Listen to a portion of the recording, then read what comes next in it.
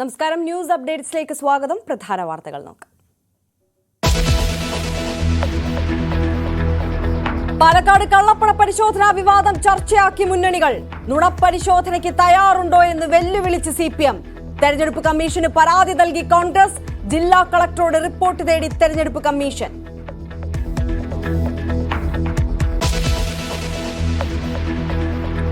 റെയ്ഡിന് പിന്നിൽ MP രാജേഷ് എന്ന് ആവർത്തിച്ച് കോൺഗ്രസ്. വെറുതെ വിടില്ലെന്ന് VD സതീശൻ. മന്ത്രി MP രാജേഷിനെ ഞങ്ങൾ വെറുതെ വിടില്ലെന്ന് പറഞ്ഞു. വെറുതെ വിടില്ല. ഞങ്ങളുടെ സ്ത്രീകളുടെ മുറിയിൽ കയറി പാതിരാത്രിക്ക് റെയ്ഡ് നടത്തിച്ചത് ഈ മന്ത്രിയാണ്. അത് ഞങ്ങൾ വെറുതെ വിടില്ല. ഭീഷണിക്ക് മുമ്പിൽ പതറില്ലെന്ന് MP രാജേഷ്. പ്രതിപക്ഷ നേതാവിന്റെ ഭീഷണിയും വെല്ലുവിളിയും പരിഭ്രാന്തി കൊണ്ട്. ഈ ഭാഷയുണ്ടല്ലോ, ചെവി തുള്ളിക്കോ, കാണിച്ചു തരാം, വഴി നടത്തി. BJP നേതാക്കളോട് മുഖം തിരിച്ച് സന്ദീപ് വാര്യർ. തിരിച്ചുവരണമെന്ന് K സുരേന്ദ്രന്റെ ക്ഷണം നിരസിച്ചു. കൃഷ്ണകുമാർ തോറ്റാൽ തന്റെ തലയിൽ കെട്ടിവെക്കാൻ ശ്രമമെന്നും ആരോപണം.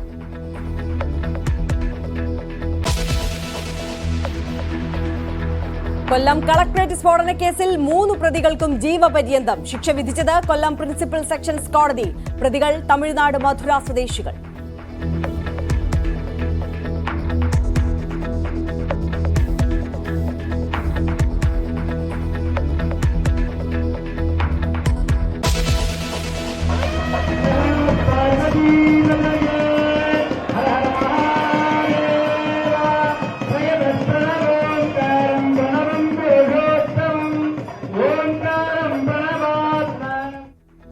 ആചാരപ്പെരുമയിൽ കൽപ്പാത്തി രഥോത്സവം കൊടിയേറി. 1-ാം തേര് 13-ന്, 15-ന് ദേവരഥ സംഗമം.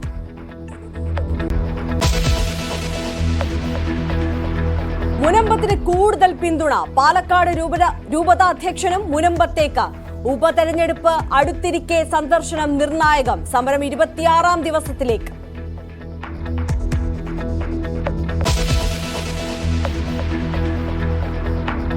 സംസ്ഥാന സ്കൂൾ കായികമേളയിലെ അത്ലറ്റിക്സിന് മീറ്റ് റെക്കോർഡോടെ തുടക്കം. മലപ്പുറത്തിന്റെ മുഹമ്മദ് അമീന് 3000 മീറ്ററിൽ മീറ്റ് റെക്കോർഡോടെ സ്വർണം.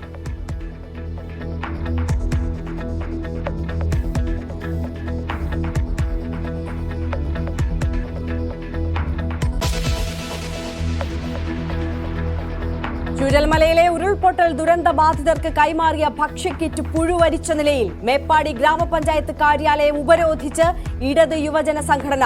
നടപടി ഉറപ്പു നൽകിയതോടെ പ്രതിഷേധം അവസാനിപ്പിച്ചു.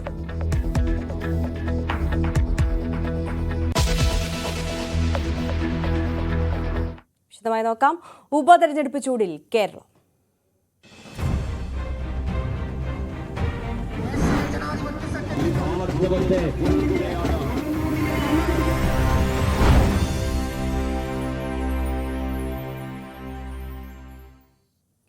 പാലക്കാട്ട് മത്സരിക്കുന്നത് കുട്ടി സതീശൻ എന്ന MP രാജേഷ്. കല്യാണി കുട്ടിയമ്മയെ പറ്റി പറഞ്ഞത് കുട്ടി സതീശനാണ്.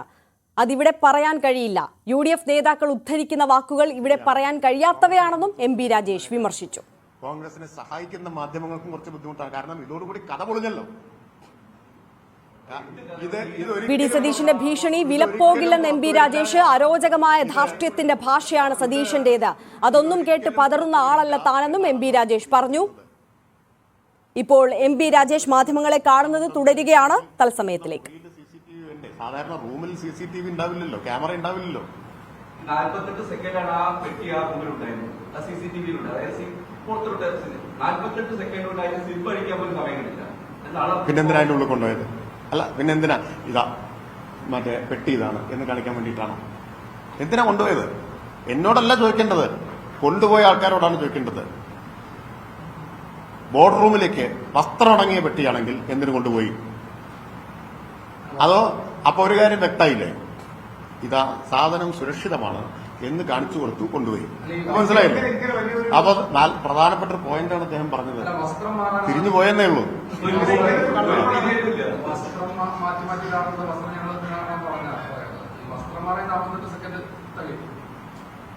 മറ്റേ എനിക്കറിയില്ല, ഈ മറ്റേ അസഫ പോലൊക്കെ 10 സെക്കൻഡിൽ 100 മീറ്റർ ഓടുന്നു കേട്ടിട്ടുണ്ട്. ഇവരൊക്കെ ഇനി 48 സെക്കൻഡിൽ വസ്ത്രം മാറുമെന്ന് എനിക്കറിഞ്ഞൂടാ. ഈ കള്ളപ്പടയിൽ ഇത്ര വലിയൊരു കള്ളപ്പട നടക്കുന്നത് വിവരം കിട്ടിയിട്ടും 4-5 പോലീസുകാർ ഈ കയറിപ്പോയി ഒരു ചെറിയൊരു പരിശോധന നടത്തിയാൽ ആ ലാഘവത്തോടെ കണ്ട സമീപനത്തെ എങ്ങനെ വിശ്വസിക്കാം?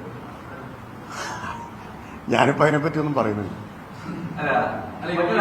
മന്ത്രി എം പി രാജേഷും താങ്കളുടെ ബന്ധുവും പിന്നെ മറ്റൊരു മാധ്യമ പ്രവർത്തകരുടെ ഗൂഢാലോചനയാണെന്നും താങ്കൾ പാർട്ടി വിശ്വാസത്തിനകത്ത് താങ്കളുടെ ബന്ധുവിനെ ആണ് ഈ നടക്കുന്ന ആ സംഭവം നിരീക്ഷിക്കാൻ വിട്ടതെന്നും അല്പസമയം ഷാഫി പറയുന്നത്. അല്പസമയം മുമ്പ് ഇന്നലെ വരെ ഇവരെല്ലാം കൂടി സൃഷ്ടിച്ചത് നാടകം എന്തായിരുന്നു, അല്ലെങ്കിൽ കെട്ടിച്ചമച്ച എന്തായിരുന്നു? CPM ഗൂഢാലോചന എന്നായിരുന്നു. എവിടെയെങ്കിലും ഒരു സ്ഥലത്ത് നിൽക്കണ്ടേ? CCTV വന്നതോടുകൂടി ഇപ്പൊ പറഞ്ഞതെല്ലാം പൊളിഞ്ഞുകൊണ്ടിരിക്കുകയാണ്. അതല്ലേ പറഞ്ഞത്? CPM ഗൂഢാലോചന. ഇപ്പൊ പറഞ്ഞു CPM-ന് പങ്കില്ല എന്നാണ് പറഞ്ഞുകൊണ്ടിരിക്കുന്നത്. അതെ അതെ. ഈ കോൺഗ്രസുകാർക്ക് അവരുടെ ഒരു അളിയനുണ്ട് വയനാട്ടിലുണ്ട്. ആ അളിയനെ പോലെ ആണ് എല്ലാവരും ധരിക്കരുത്. വയനാട്ടിലുള്ള ഒരു അളിയനെയാണ് അവർക്കറിയൂ.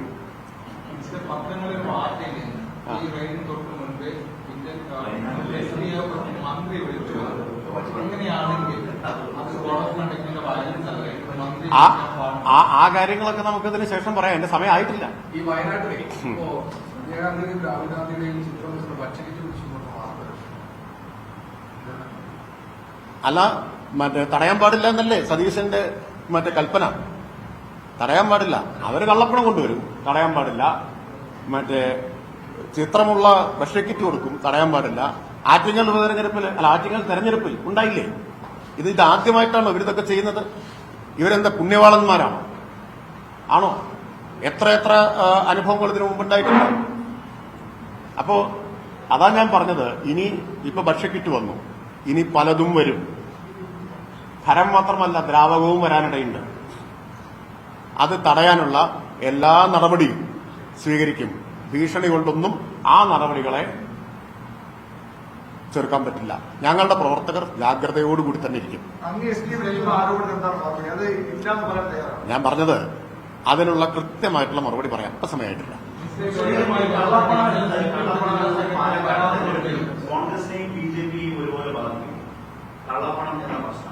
ഉറപ്പല്ലേ? കള്ളപ്പണത്തിന്റെ ഇരട്ടക്കുട്ടികളല്ലേ കോൺഗ്രസും BJP? കള്ളപ്പണം പെറ്റ ഇരട്ടകളാണ് കോൺഗ്രസും BJP. കൊടകര നമ്മുടെ മുമ്പിലുണ്ട് അല്ലേ? കൊടകരയിൽ അവര് പറഞ്ഞില്ലേ? ആരാ പറഞ്ഞത്? BJPയുടെ പ്രസിഡന്റ് പറഞ്ഞു. ഞങ്ങൾക്ക് മാത്രമല്ല, കോൺഗ്രസിന്റെ ഇന്നയാൾ കൂടി കൊടുത്തിട്ടുണ്ട് എന്ന് പറഞ്ഞില്ലേ? തുകയും പറഞ്ഞു, 4 കോടി. ഞാൻ നേരത്തെ ഇവിടെ പറഞ്ഞു, നിങ്ങൾ ആരും ചോദിച്ചില്ല, ഞങ്ങൾക്കെതിരെ മാനനഷ്ട കേസ് കൊടുക്കും എന്ന് പറഞ്ഞു. പക്ഷേ BJP പ്രസിഡന്റിനെതിരെ ഒരു മാനനഷ്ടമില്ല. അതെന്തുകൊണ്ടാണ്? 4 കോടി തന്നു എന്നത് അവർക്ക് അഭിമാനകരമായ ഒരു കാര്യമായതുകൊണ്ടാണോ? ഈ പറഞ്ഞ ആക്രോശമൊന്നും അദ്ദേഹത്തിനെതിരെ ഉണ്ടായില്ലല്ലോ. ഇപ്പൊ സെലക്റ്റീവാണ്. അതാ ഞാൻ പറഞ്ഞത്. ഗോൾവാൾക്കറുടെ ചിത്രത്തിന്റെ മുമ്പിൽ മാത്രമല്ല, വേറെ പലയിടത്തും വിനയത്തോടു കൂടി നിൽക്കാനറിയാം. പോരെ? തന്നെ വെല്ലുവിളിച്ച VD സതീശനെ രൂക്ഷമായ ഭാഷയിൽ തിരികെ വിമർശിക്കുകയായിരുന്നു MP രാജേഷ്.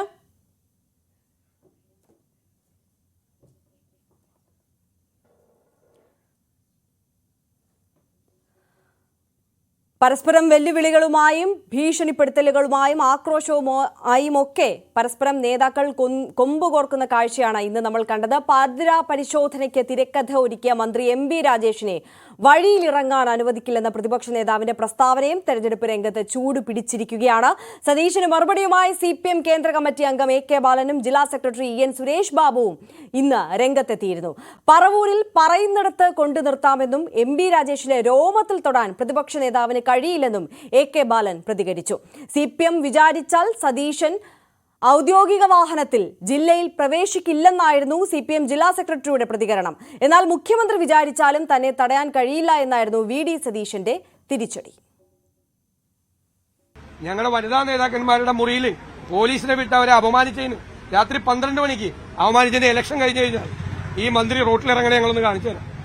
ഞങ്ങൾ കാണിച്ചു തരാം. അപ്പോ ഈ VD സതീശൻ എന്ത് ഒലത്തുന്നാണ് വിചാരിച്ചിരിക്കുന്നത്? പ്രതിപക്ഷ നേതാവ് ആ രൂപത്തിലുള്ള വെല്ലുവിളിയൊന്നും പാലക്കാട് ജില്ലയിലെ ഇടതുപക്ഷത്തിനോട് വേണ്ട. അതിന് ഞങ്ങൾ മറുപടി കൊടുത്തിരിക്കും. ഞങ്ങളുടെ ആത്മാഭിമാനത്തിലാണ് വ്രണപ്പെടുത്തിയത്. 12 മണി കഴിഞ്ഞ് ഞങ്ങളുടെ വനിതാ നേതാക്കന്മാരുടെ മുറിയിൽ വന്ന് മഫ്തി പോലീസുകാർ, അതിന് ഞങ്ങൾ പകരം ഞങ്ങൾ ചെയ്തോളാം. ആ മന്ത്രി ചെവിയിലും നുള്ളി വെച്ചു.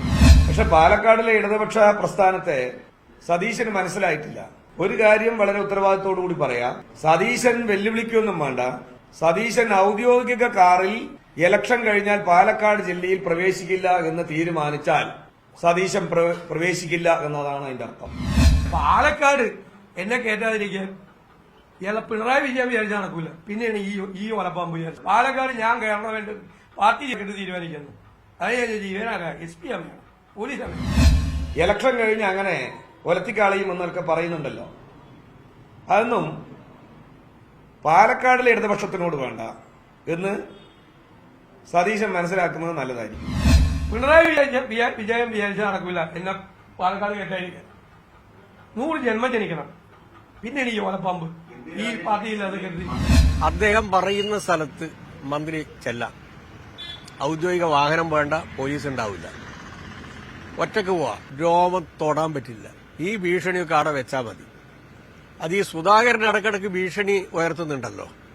അപ്പൊ അതുകൊണ്ട് എന്തോ ഒരു ഇമേജ് കോൺഗ്രസുകാരുടെ ഇടയിൽ ഉണ്ടാകും എന്നുള്ള ധാരണയിലാണ് ഇയാളും ഇപ്പൊ തുടങ്ങിയത്. പറവൂർ അദ്ദേഹം പറയുന്ന സ്ഥലത്ത് ഒറ്റയ്ക്ക് വരും. 1.5-2 മണിക്കൂർ പോലീസുമായി ഏറ്റുമുട്ടി ലാത്തി 3 എണ്ണം പൊട്ടിയിട്ടും പുലിങ്ങാത്തി ആളാണ് MP രാജേഷ്. ഉപതെരഞ്ഞെടുപ്പ് നടക്കുന്ന പാലക്കാട് കള്ളപ്പണ വിവാദത്തിൽ കൊമ്പുകോർത്തു മുന്നണികൾ. കോൺഗ്രസ് നേതാക്കൾ ഹോട്ടലിൽ കള്ളപ്പണം എത്തിച്ചെന്ന് ആവർത്തിച്ച CPM രാഹുൽ മാങ്കൂട്ടത്തിലും ഷാഫി പറമ്പിലും നുണപ്പരിശോധനയ്ക്ക് വിധേയമാകണമെന്ന ആവശ്യമാണ് ഉന്നയിക്കുന്നത്.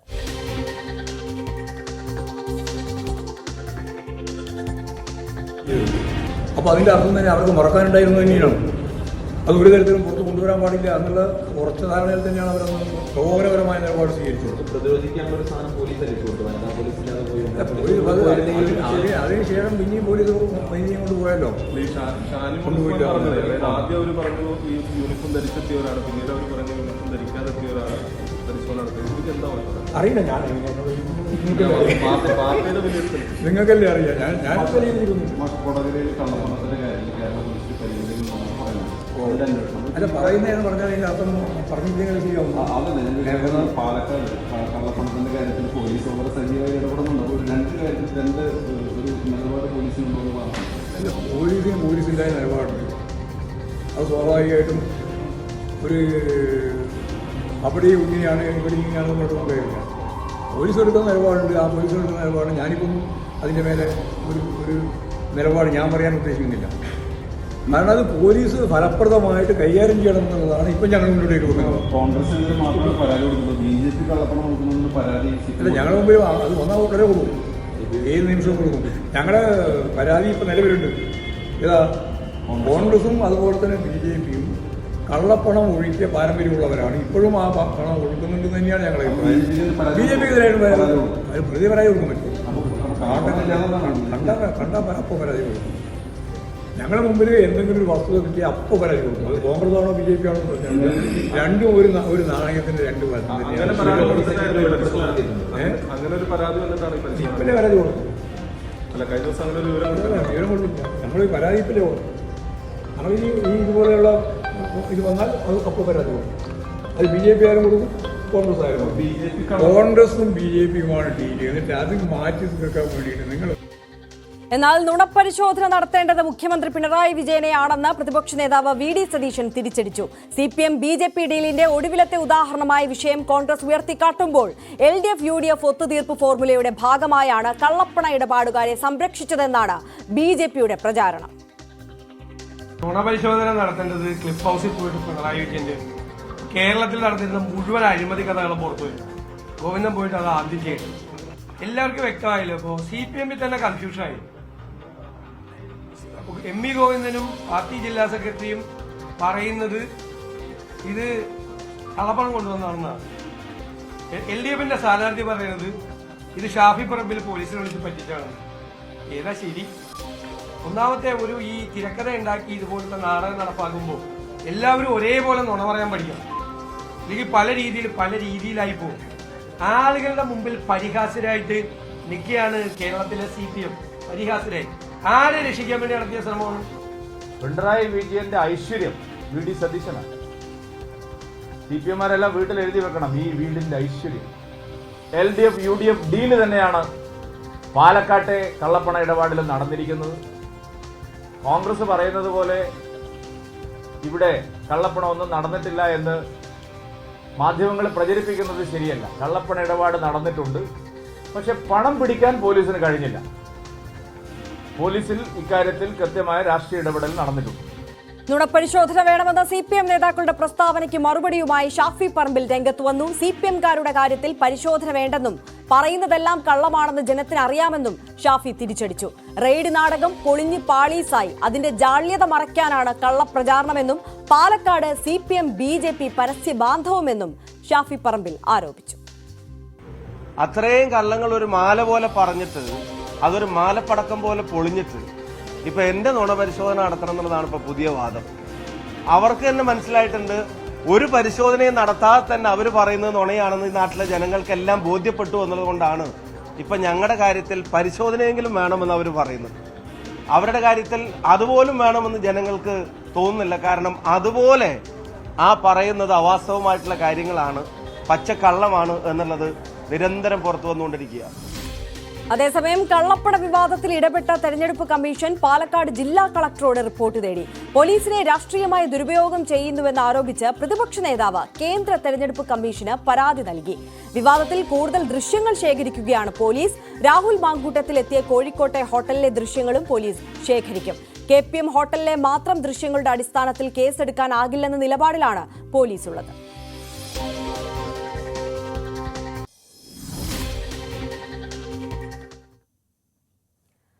മറ്റൊരു വാർത്തയിലേക്ക് കടക്കുകയാണ്.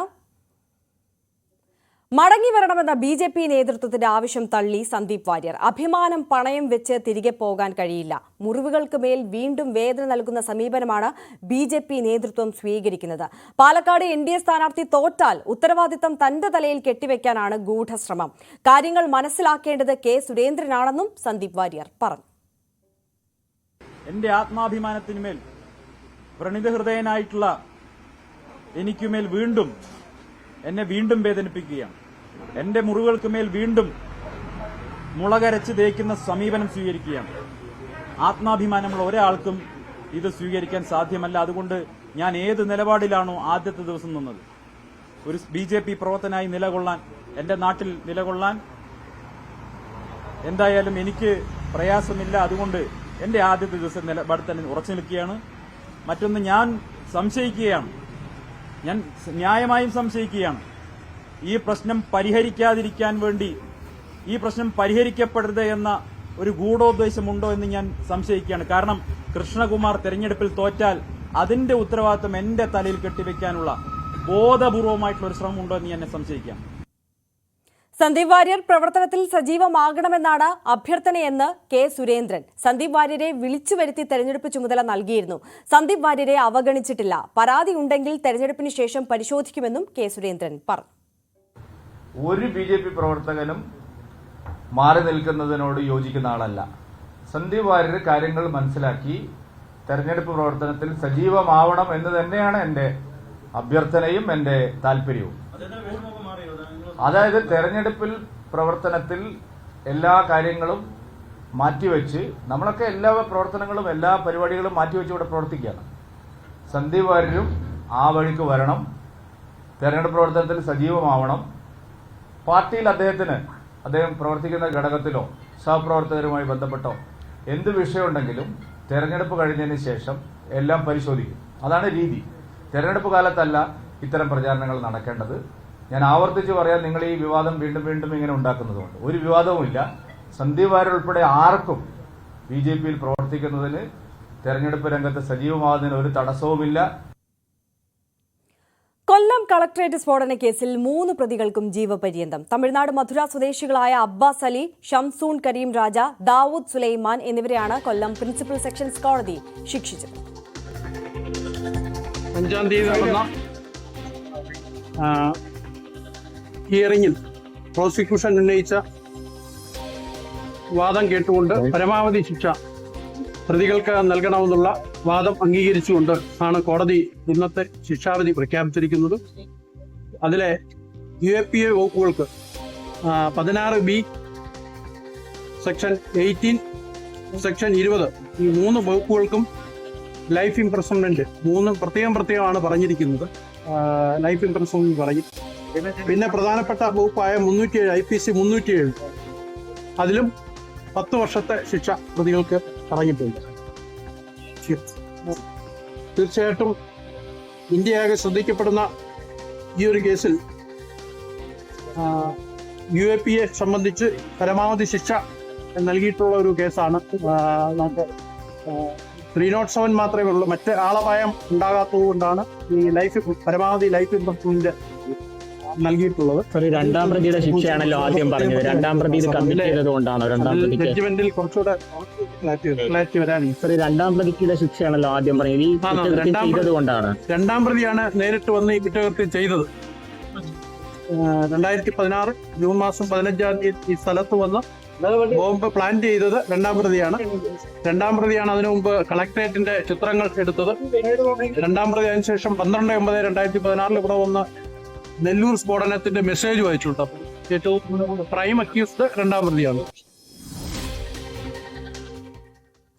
വയനാട് ചൂരൽമലയിലെ ഉരുൾപൊട്ടൽ ദുരന്ത ബാധിതർക്ക് കൈമാറിയ ഭക്ഷ്യക്കിറ്റിൽ പുഴുവരിച്ചെന്ന ആരോപണത്തിന്റെ പേരിൽ മേപ്പാടി ഗ്രാമപഞ്ചായത്ത് കാര്യാലയം ഉപരോധിച്ച് ഇടത് യുവജന സംഘടനാ പ്രവർത്തകർ. പഞ്ചായത്തിന്റെ അനാസ്ഥയാണ് ഭക്ഷ്യവസ്തുക്കൾ നശിക്കാൻ ഇടയാക്കിയതെന്ന് ആരോപിച്ചായിരുന്നു പ്രതിഷേധം. ഡാൻ കുര്യൻ വിവരങ്ങളുമായി ചേരുകയാണ് വയനാട്ടിൽ നിന്ന്. ഡാൻ, ഒരു വലിയ ദുരന്തത്തെ അതിജീവിച്ച മനുഷ്യരാണ്. അവരെ വീണ്ടും ദുരന്തത്തിലേക്ക് തള്ളിവിടുന്നതിനും അവരെ അവഹേളിക്കുന്നതിനും സമാനമാണ് അവർക്ക് കഴിക്കാൻ നൽകിയ ഭക്ഷണത്തിൽ അതിനുവേണ്ടി കൊണ്ടുവന്ന ഭക്ഷ്യക്കിറ്റിൽ ഇത്തരത്തിൽ പുഴുവരിച്ച നിലയിൽ കാണപ്പെട്ടത്. ഇത് പഞ്ചായത്തിന്റെ അനാസ്ഥയാണ് എന്നുള്ളതാണ് ഇപ്പോൾ പുറത്തുവരുന്ന വിവരങ്ങൾ. അതിന്റെ പേരിലാണ് ഇടത് യുവജന സംഘടന അവിടെ വലിയ പ്രതിഷേധം നടത്തിയതും. ഇപ്പോഴും പ്രതിഷേധം തുടരുകയാണോ? എങ്ങനെയാണ് വിശദാംശങ്ങൾ? 280 കുടുംബങ്ങളാണ് ഉരുൾപൊട്ടൽ ദുരന്തത്തിന്റെ പശ്ചാത്തലത്തിൽ ഈ പഞ്ചായത്ത് നൽകുന്ന സഹായം സ്വീകരിച്ചിരുന്നത്. പഞ്ചായത്തായിരുന്നു ഈ കുടുംബങ്ങൾക്ക് ഭക്ഷ്യക്കിറ്റുകൾ നൽകിയിരുന്നത്.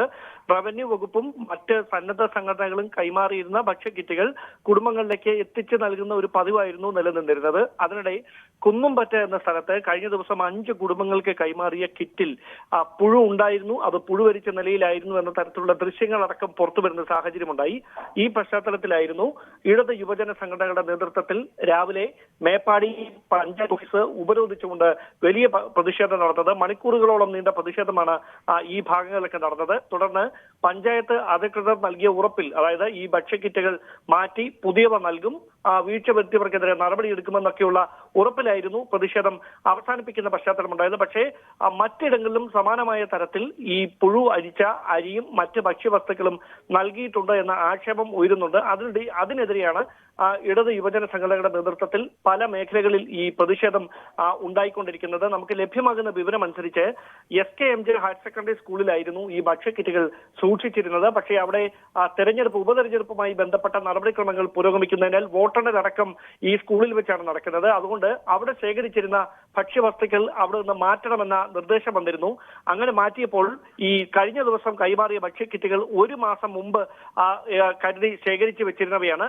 എന്നാൽ കഴിഞ്ഞ ആഴ്ച ലഭിച്ച ഭക്ഷ്യക്കിറ്റുകൾ കൈമാറുന്നതും 1 മാസം പഴക്കമുള്ള ഭക്ഷ്യക്കിറ്റുകൾ കൈമാറിയതാണ് ഇങ്ങനെ ഒരു വീഴ്ചയിലേക്ക്, ഈ പുഴുവരിച്ച സാധനങ്ങൾ ആളുകൾക്ക് പഴകിയ സാധനങ്ങൾ എത്തുന്ന തരത്തിലേക്കൊക്കെ കാര്യങ്ങൾ എത്തിച്ചത്. പക്ഷേ അതിന് വിശദീകരണവുമായി പഞ്ചായത്ത് അധികൃതർ രംഗത്തെത്തിയിരിക്കുന്നത് ജനപ്രതിനിധികൾക്ക് തെരഞ്ഞെടുപ്പ് പെരുമാറ്റച്ചട്ടം നിലനിൽക്കുന്നതിനാൽ സാധനങ്ങൾ നേരിട്ട് ഈ കുടുംബങ്ങൾക്ക് കൈമാറുന്നതിൽ പരിമിതികളുണ്ട്. അതുകൊണ്ടാണ് ഇങ്ങനെ ഒരു വീഴ്ച സംഭവിച്ചതെന്നാണ്.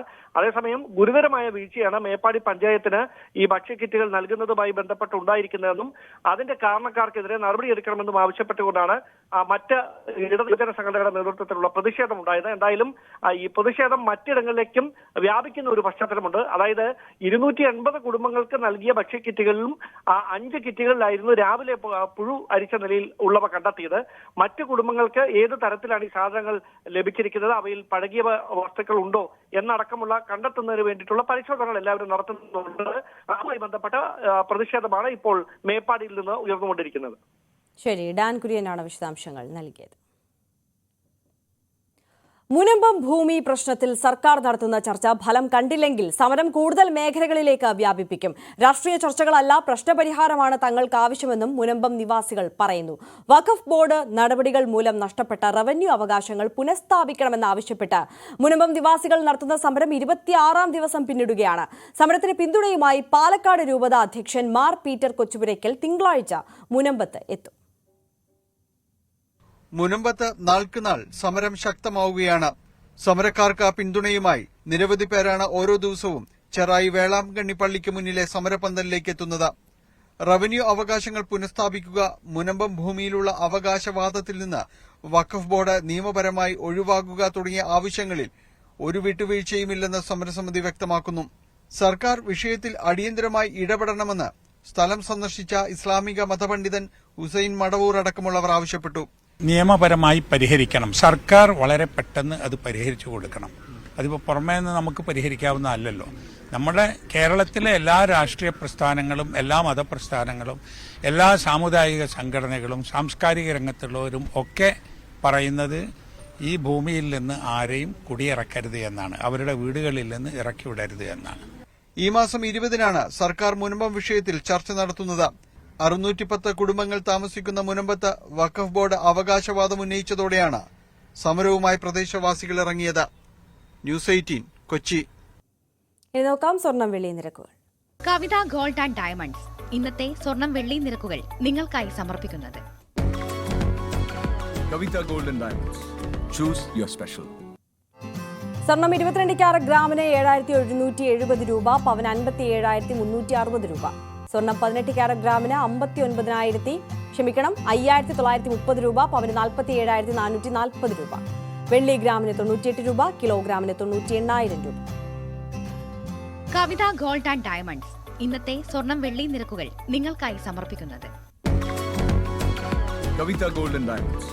Choose your special. ബുള്ളറ്റിൻ പൂർണ്ണമാകുന്നു. നമസ്കാരം.